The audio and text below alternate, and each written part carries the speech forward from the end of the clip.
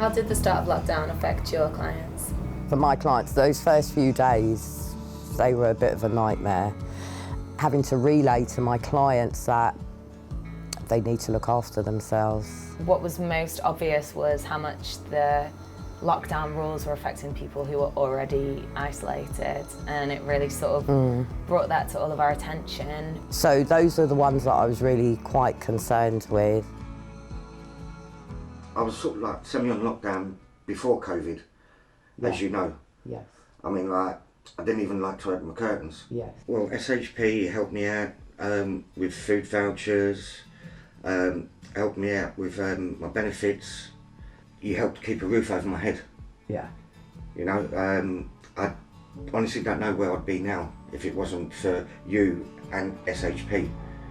There's a disparity in how much people are connected with technology, and then the people who weren't really suddenly found themselves being really isolated. I mostly noticed the effects on people who already had particular mental health issues that they were struggling with because of all of the fear and uncertainty around the rules, around the future, and it was really difficult to then support these clients because usually you'd have more understanding of what would happen in the future, but I actually didn't know what was going to happen either. So a lot of clients who then were calling me every day because of this new sort of, I guess, intimacy that we had with the clients from checking up on them every day and going through this experience together.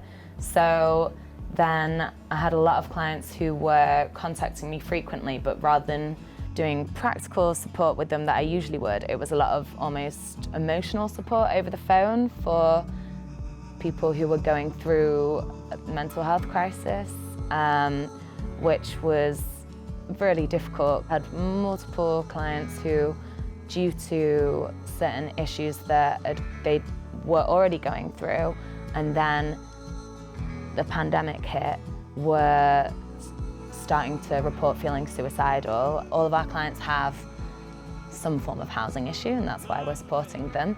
So I think that when some of my clients would then had to spend all of this time in their house, which is where they were already having a certain issue, it made them feel all the more anxious and stressed out. So government guidance brought up the fact that coronavirus might very well be affecting Black and Asian minority ethnic groups.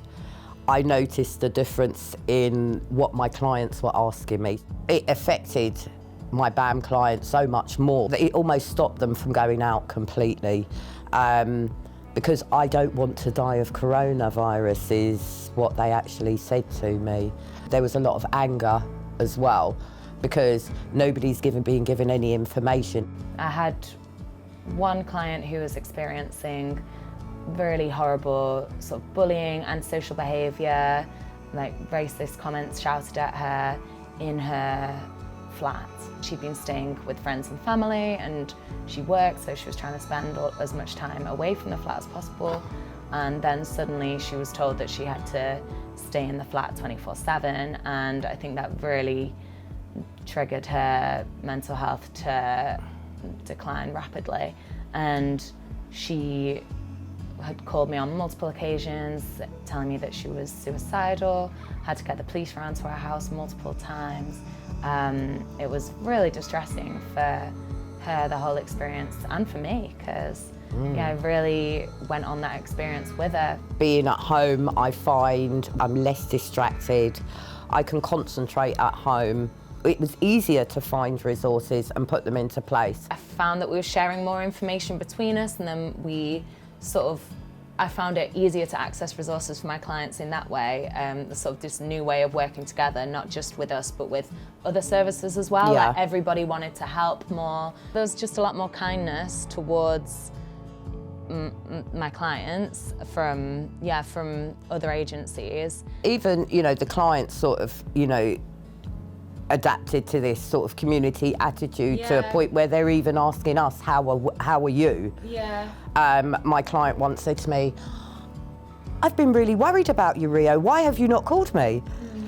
And, you know, I would be nothing without you. All of these mutual aid groups that were set up at the start of lockdown, a lot of them have continued and have been used more socially, but it's just really nice for our clients to be more involved in the communities.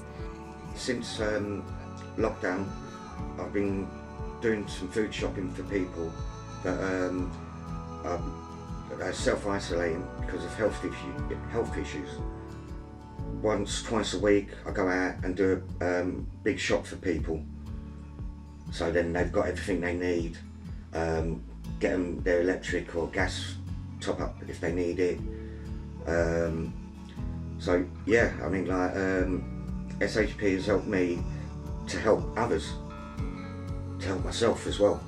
Were there any positives from the experience? There was so much more funding suddenly available. Also, a lot of the like evictions were stopped, so that was great, and that gave us a bit of time to tackle certain problems, try and tackle people's arrears, and actually I think in the long term saved a lot of my clients being evicted. As support workers, I think it's been a really fast learning experience. We've had to really adapt to all of the new legislation and changes, which has been like difficult at times, but I do think that it's probably given us skills that will make us better support workers in the future.